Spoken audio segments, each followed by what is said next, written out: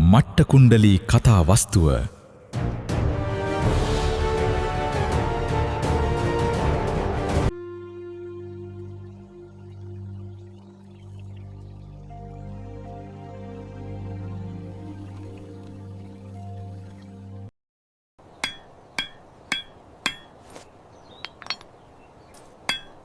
මොනවද ඔය තලන්නේ ටක්ක ටුක්ක ගගා? කීයේ ඉදන්ද ඔය තලන්නේ?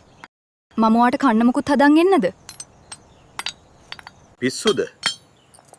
අවේලාවේ කන්න ගියොත් අපේ ධනය විනාශ වෙනවා. එහෙම වුණොත් අපේ 40 කෙලක් ධනයෙන් අපිට මොනවද ඉතුරු වෙන්නේ? ඉතින් ඔය මොනවද තලන්නේ? මම මේ අපේ පුතාට කඩුක්කන් දෙකක් හදනවා. අනේ අත්ති යන්තම් මගේ කොල්ලගේ කනට කඩුක්කන් දෙකක් වැටෙනවා. ඉතින් ඔකා රංකාරයෙක්ට කියලා කරවගත්තා නම් හරිනේ. වීදිවල ඉන්න රංකාරයෝගේ ගණන් ඇහුවම ඉහමොල රත් වෙනවා. රංකාරයෝ ඕනි නෑ මං හදලා දෙන්නම් මගේ පුතාට ලස්සන කඩුක්කන් දෙකක්. නිකන් සල්ලි වියදම් කරන්නේ මොකටද? මේ මිනිස්සයා තමන්ගේ දරුවා වෙනුවෙන්වත් සල්ලි ටිකක් වියදම් නොකරන හැටි. මට්ට කුණ්ඩලීට රන්කරුවෙක් ලවා කුණ්ඩලාභරණ නොසාදා අදින්න පුබ්බක විසින්ම කුණ්ඩලාභරණ සාදා පැලැන්දුවා. මේ මසුරු සිටානන් තමන්ගේ ධනය තම දරුවන් වෙනුවෙන්වත් විය පැහැදම් කළේ නැත. අම්මේ මම ගිහින් යාළුවෙක් එක්ක සෙල්ලම් කරලා එන්නද? අනේ පුතේ පුතාට මේ උයනේ හොදට සෙල්ලම් කරන්න පුළුවන්නේ. මොකටද ඔය හරේ මෙහෙ යන්නේ? ගෙදරට වෙලා සෙල්ලම් කරන්න. එහෙනම් මම යාළුවන්ට මෙහෙට එන්න කියන්නද? ඕ එපා. දන්නවනේ තාත්තගේ හැටි. ඔය ළමයි ආවම කන්න බොන්න දෙන්නත් වෙනවනේ. තාත්තා ඕවට කැමති නෑ. පුතා සෙල්ලම් කරන්න ගියාම පුතාගේ අනිත් යහළුවන් එන්නේ රාජකුමාරයෝ වගේ ඇද පැලදගෙන. ඒත් මේ 40 කෙලක් ධනෙ තියෙන අදින්න පුබ්බකගේ ළමේ හිගන්නෙක් වගේ යද්දි කොහොම උහුලන්නද දෙවියනේ? කෝකටත් පුතාට සෙල්ලම් කරන්න යන්න දීලා බෑ. යහළුවන් පුතාට විහිළු කරයි. එහෙත් ලද ඇසිල්ලකින් යහළුවන් සමග සෙල්ලම් කිරීමට ගිය මට්ට කුණ්ඩලීට පැළඳ සිටි කඩුක්කන්වලට යහළුවන් විහිළු කරමින් සිනාසුණු නිසා ඔහු හඩමින් තම මව සොයා එයි. අම්මේ අද යහළුවන් මට විහිළු කළා. ඔයාට තියෙන්නේ කැත කඩුක්කන් කියලා. තාත්තා මාව රවට්ටල නේද අම්මේ? ඇයි මට යහළුවන්ට වගේ ලස්සන කඩුක්කන් නැත්තේ? මං කිව්වා නේද සෙල්ලමට යන්න එපා කියලා. අනේ මගේ අසරණ කොල්ලා. මගේ පුතා අඩන්නේ නැතුව ඉන්න. අනේ මගේ පුතා හරියට කෑමක් නැතුව ඇදිලා ගිහිල්ලා. මගේ රත්තරන් පුතාට කන්න ටිකක් දෙන්නවත් ගබඩාවේ අතුරු දෙන්නේ නෑනේ මේ මිනිස්සයා. අනේ පුතේ පුතාට අමාරුයිද? මම තාත්තට කියන්නම් පුතාව වෙදදුරෙක් ළඟට රැගෙන යන්න කියලා. අනේ අම්මේ මට හීතලයි. හැඟටත් පණ නෑ. මේ ඇහුනද? පුතාට ටිකක් අමාරුයි වගේ. වෙදදුරෙක්ට එන්න කියමුද? වෙදදුරෙක් මොකටද? ඔය අමාරුව ටිකකින් අඩු වෙලා යයි. ඔය ගස්මුල් පොතු ටිකක් තම්බල දෙන්න. වෙදදුරන් නිකන් එන්නේ නෑ. ඒවට කාසි ගොඩක් වියදම් වෙනවා. එතකොට මගේ ධනය විනාශ වෙලා යනවා. අනික ඔවුන් ආවම කන්න බොන්නත් දෙන්න වෙනවා. අපෝ වෙදදුරන් ගෙනවිත් බෑ. ගබඩාවේ දොර වැහුවද මතක නෑ. මම ගිහින් බලලෙන්නම්.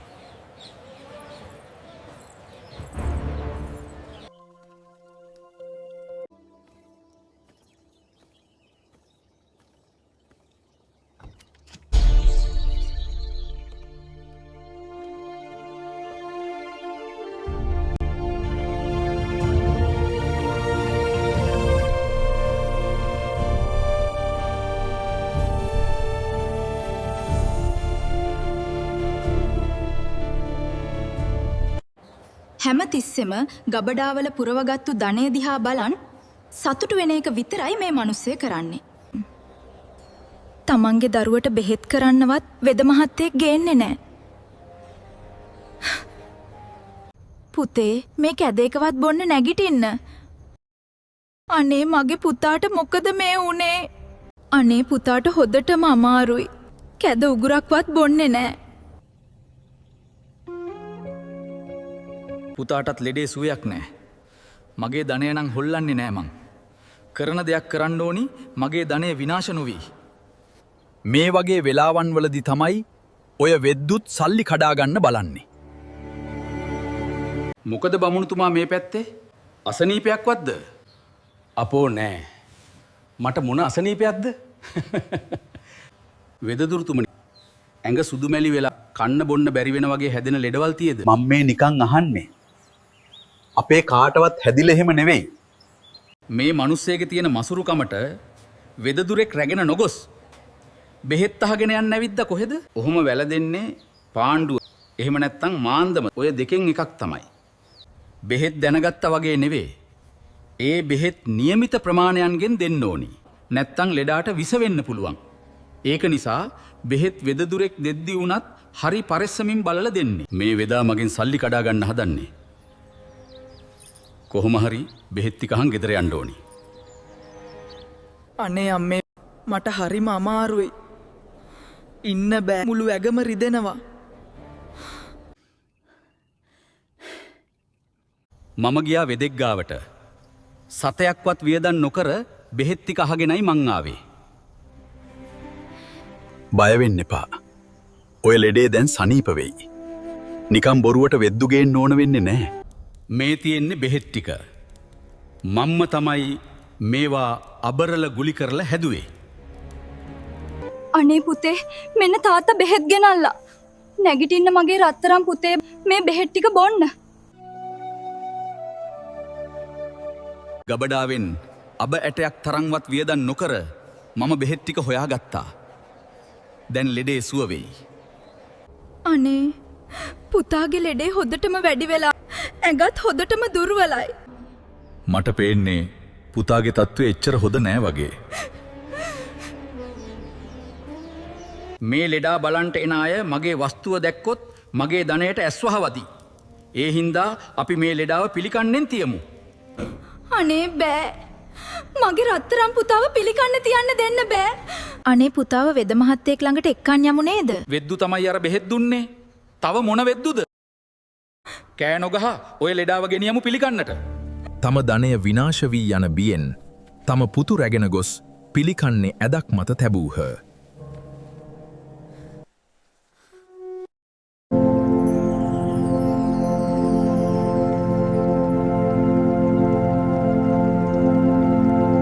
මොකක්දේ ලස්සන ආලෝකය. මේ වගේ ආලෝකයක් නම් මම කවදාවත් දැකලා නෑ. හැරිලා බලන්න ඕනේ. අනේ බුදුරජාණන් වහන්සේ වැඩම කරලා නේද? භාග්‍යවතුන් වහන්සේට මගේ নমස්කාරය වේවා. අනේ මගේ පුතේ. ඔයාට මොකද මේ වුනේ? මගේ පුතේ. මේ මිනිය ගෙදර තියාගත්තොත් ගෙදරට එන අයට කන්න බොන්න දෙන්න වෙනවා.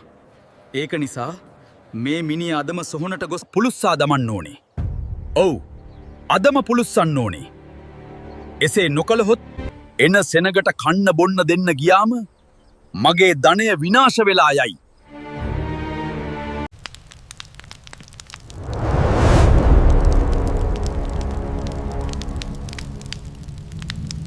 අදින්න පුබ්බක තම පුතු නැති සොවින් සැමදා සොහොනට ගොස් හඩමින් වැළපුණා.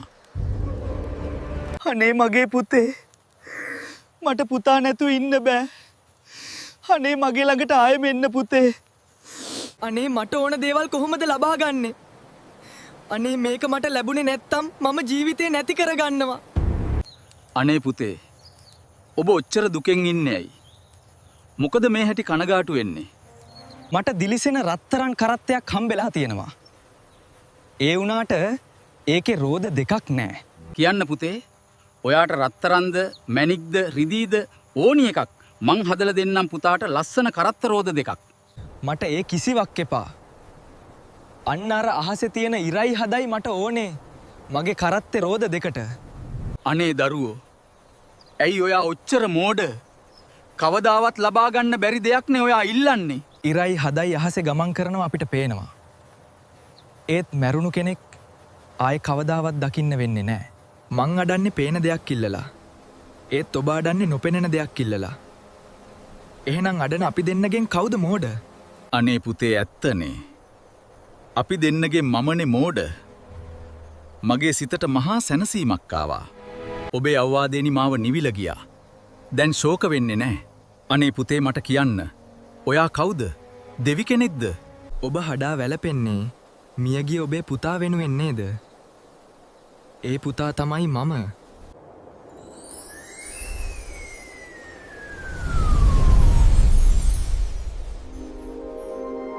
අනේ මේ ඇත්තටම මගේ පුතාද?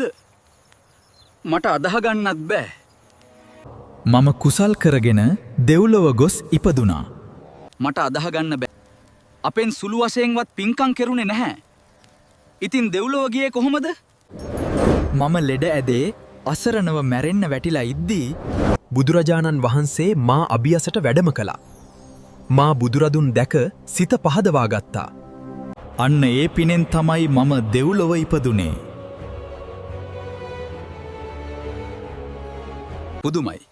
වන්දනා කර සිත පහදවාගත් පිනෙන් මෙසේ සිදුවනවා නම් මම අදම බුදුරදුන් කෙරෙහි සිත පහදවා ගන්නවා. මම ආයේ කිසිම පවක් කරන්නේ නැහැ. ඔබත් බුදුරදුන් සරණ ගොස් සතුටු සිතින් ජීවත් වන්න. අදින්න පුබ්බක තම බිරිඳද සමග බුදුරජාණන් වහන්සේ සමීපයට ගොස් තම නිවසේ දාණයට වැඩම කරන ලෙස ආරාධනා කළා. බුදුරජාණන් වහන්සේද ඒ ආරාධනාව පිළිගෙන මහා සගරුවන සමග අදින්න පුබ්බකගේ නිවසට වැඩම කළා. දන්වලදා අවසානී බුදුරදුන් මට්ටකුණ්ඩලී දිව්‍ය පුත්‍රයා මුල් කරගෙන මේ ගාථාව දේශනා කළා. මනෝපුම්බංගමා ධම්මා මනෝසිට්ඨා මනෝමයා මනසාචේ පසන්නේන බාසතිවා කරෝතිවා තතෝනං සුඛමං වේති චා